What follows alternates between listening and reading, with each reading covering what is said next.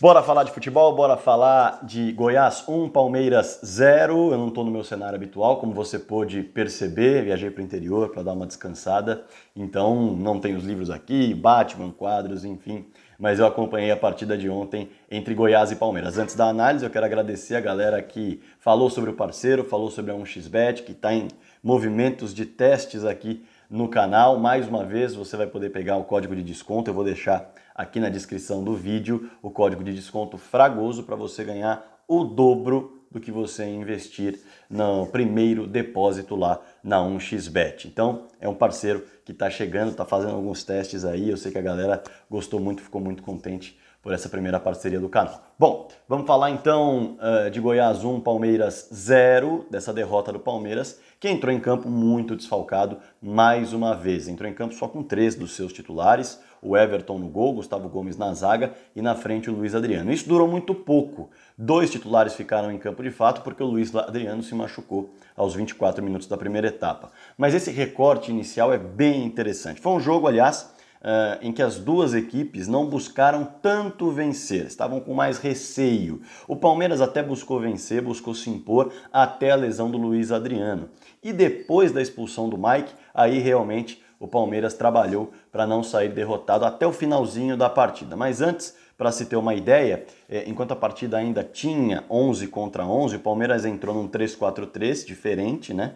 O Palmeiras entrou com Emerson Santos, Renan e Gustavo Gomes na zaga, e dentro dessa engrenagem colocou a equipe para jogar para frente, mesmo com 3 zagueiros. E por isso o Luiz Adriano praticamente abriu o placar, com menos de 1 minuto da partida, perdeu os 2 gols ali no bate-rebate, quase fez, melhor dizendo, os 2 gols. Além dessa jogada, o Palmeiras tramava muito diante de um 5-4-1 do Goiás, jogadas com o Marcos Rocha pela direita.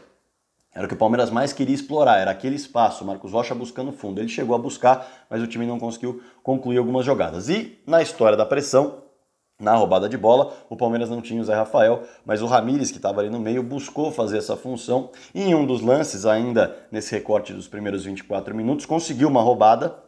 Nessa roubada tramou uma jogada no erro do Davi Duarte, achou o Lucas Lima conseguiu o passe para o Marcelinho, que acabou perdendo o gol, acabou chutando para fora. E chutar para fora foi uma tônica da partida. Para se ter uma ideia, a equipe do Goiás chutou 3 vezes no gol, acertou o alvo 3 vezes, enquanto a equipe do Palmeiras acertou o alvo só 2 vezes. As equipes não conseguiram ser eficientes ofensivamente. Em termos de posse de bola, naturalmente o Goiás teve mais, 59% a 41%, porque teve um jogador a mais durante todo o segundo tempo e o finalzinho ali da primeira etapa, quando o Mike foi expulso. Os problemas que levaram o Palmeiras a não se impor mais na partida, a não tentar sair mais, a não tentar jogar mais no seu 3-4-3 diante do 5-4-1 do Goiás, foram justamente os 2 que eu já citei. A lesão do Luiz Adriano, com a entrada do Fabrício, e depois também a expulsão do Mike. Quando isso acontece, principalmente a expulsão do Mike, o Goiás cresce um pouco mais, o Fernandão passa a aparecer mais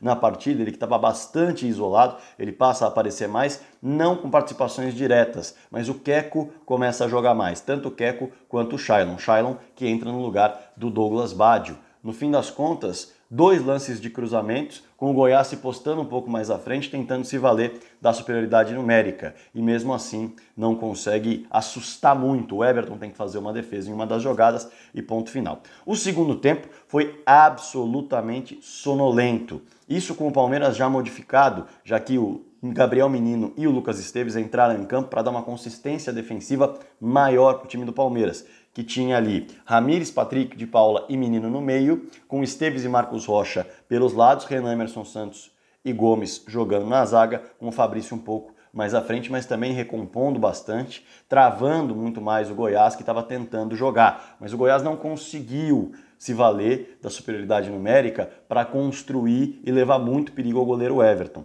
No segundo tempo, como eu disse, muito amarrado, travado também, porque o Palmeiras já não tinha mais tanta força, entrosamento para buscar o gol, para construir diante do Goiás, que não se expunha tanto, porque não tinha necessidade de se expor tanto com um jogador a mais, portanto estava sempre arrumado atrás, mas ainda assim com a posse de bola para tentar construir algo. E o Queco seguiu criando, o Queco seguiu trabalhando como o principal criador da equipe. A equipe do Goiás colocou o Rafael Moura em campo para jogar junto com o Fernandão, para tentar ganhar um pouco mais nos cruzamentos, tentar ganhar na bola aérea, talvez no pivô. Não funcionou. No fim das contas, quem realmente poderia ter feito a diferença foi o Alisson, que recebeu de fato um cruzamento da linha de fundo, mas perdeu o gol, não conseguiu finalizar e no fim das contas a equipe do Goiás acabou dependendo de fato de um chute de fora da área do Miguel ali no finalzinho. E muita gente passou a se perguntar, será que vale culpar o Patrick de Paula pelo erro? Primeira coisa, antes de culpar qualquer jogador, a felicidade do Miguel nesse chute é algo a ser respeitado. Impressionante a paulada de fora da área que ele deu, um golaço, espetáculo, lindo, lindo, lindo. Mas, claro, o Patrick poderia ter fechado na marcação, poderia, mas ele já está numa sequência e principalmente estávamos no final da partida, naquele momento era o finalzinho do jogo. E esse finalzinho do jogo, é claro, é uma partida que desgasta demais porque você está com um a menos em grande parte do jogo.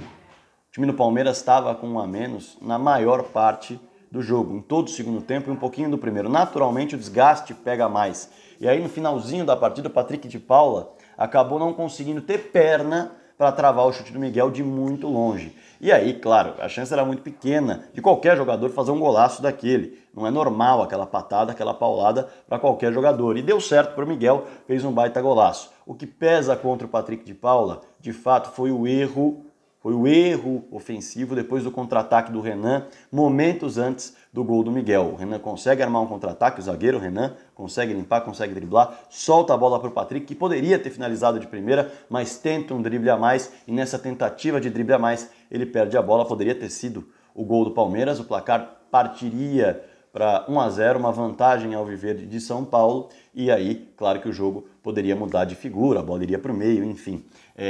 No fim das contas, isso acabou pesando para o placar e pesando também para a atuação do Patrick, que acabou não fazendo aquele gol.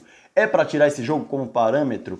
Creio que não. Acho que o Palmeiras trabalha com pouquíssimos jogadores nesse momento, enfrentou uma equipe absolutamente fechada e com um a menos. Se não tivesse um a menos, acho que o Palmeiras tentaria se impor um pouco mais em campo, tentaria se abrir um pouco mais, pressionaria a equipe do Goiás em busca do resultado, ainda que tivesse muitos desfalques. Mas a expulsão do Mike mexeu muito com o time, a lesão do Luiz Adriano, entrando o Fabrício, que também se esforçou, mas é muito jovem, ainda não tem aquela cancha total para participar de uma partida com um jogador a menos e ter a capacidade de fazer a diferença. Então acho que não é necessariamente uma partida para ser levada em conta como um momento de oscilação do Palmeiras, o time não se encontrando, as circunstâncias pesaram demais. Quando eu passei aqui no meu canal os elogios ao Abel Ferreira, ao Andrei Lopes, principalmente ao Abel Ferreira, que pegou esse surto de Covid e conseguiu, com vários desfalques, organizar o Palmeiras para fazer a diferença em algumas partidas, eu citei a superação. Palmeiras bem organizado, um Palmeiras ajustado, mas em todas essas partidas o Palmeiras terminou o jogo com 11 atletas em campo. E de fato, isso faz diferença, muito por conta do calendário do futebol brasileiro. E principalmente com 11 em campo, você não tem superioridade numérica natural. Você tem de ficar equilibrando o tempo todo os setores em que a bola está e até o setor em que a bola não está, mas ela pode chegar, porque o adversário vai explorar esse tipo de inversão de bola, o cruzamento na grande área, o passe mais rápido, o enfiado, mano a mano. Então é mais difícil de buscar atacar. E o Palmeiras quase levou um 0-0, embora seja lanterna, muita gente diga, poxa, o Goiás só tinha ganhado 2 partidas no ano e tal, mas as circunstâncias, no ano não, no Brasileirão, mas as circunstâncias eram realmente muito, muito, muito complicadas. Então não tem nem como analisar, puxar algo mais forte, de poxa, isso aqui conseguiu ser melhorado, isso aqui piorou no Palmeiras, não, porque o time estava muito modificado, testando um novo esquema com 3 zagueiros e nem deu tempo de testá-lo, porque já ficou com um jogador a menos aos 40 minutos. Portanto, é muito difícil criar uma análise embasada em cima de continuidade ou não, porque o que o Palmeiras menos tem nessa partida para demonstrar é continuidade. Não tem continuidade de 11 jogadores, não tem continuidade de esquema, porque testou uma formação nova, não tem continuidade de titulares, porque teve ali apenas 2 desde os 24 minutos do primeiro tempo. Então, eu acho que essa análise ela parte justamente das circunstâncias que levaram o Palmeiras a empatar o jogo até os 49 e perdeu a partida num dos últimos lances da partida, um dos últimos lances do jogo, por conta justamente de um chutaço, de um petardo incrível e fantástico do Miguel. Parabéns ao Miguel, um golaço do Goiás, que dá uma respirada, tenta criar esperança aí no campeonato, vai ter que fazer um segundo turno espetacular para não ser rebaixado. O Palmeiras não encosta de vez nos líderes, fica na dependência, é verdade, dos próximos resultados, mas a instabilidade do campeonato deixa tudo muito aberto. A instabilidade em termos de desfalques, em termos de calendário, de lesões, isso realmente ainda vai mexer muito na tabela de classificação. Eu quero a tua opinião, é claro, como sempre, aqui no canal do Fragoso, com um cenário diferente, é verdade, mas eu estou muito contente com o número de likes que você aí do outro lado da tela tem entregado para mim, comentários, eu estou muito contente, inscrição, o canal já passa 22 mil, é maravilhoso isso, o trabalho está sendo reconhecido, eu estou muito feliz e eu espero continuar agregando bastante conteúdo para você nas minhas análises. Deixa seu like, deixa seu comentário, inscreva-se no canal, divulgue para os seus amigos, se você quiser seja membro, eu vou ficar muito contente, faça parte da galera da 1xBet que está chegando aqui, use o seu cupom promocional e bora falar de futebol.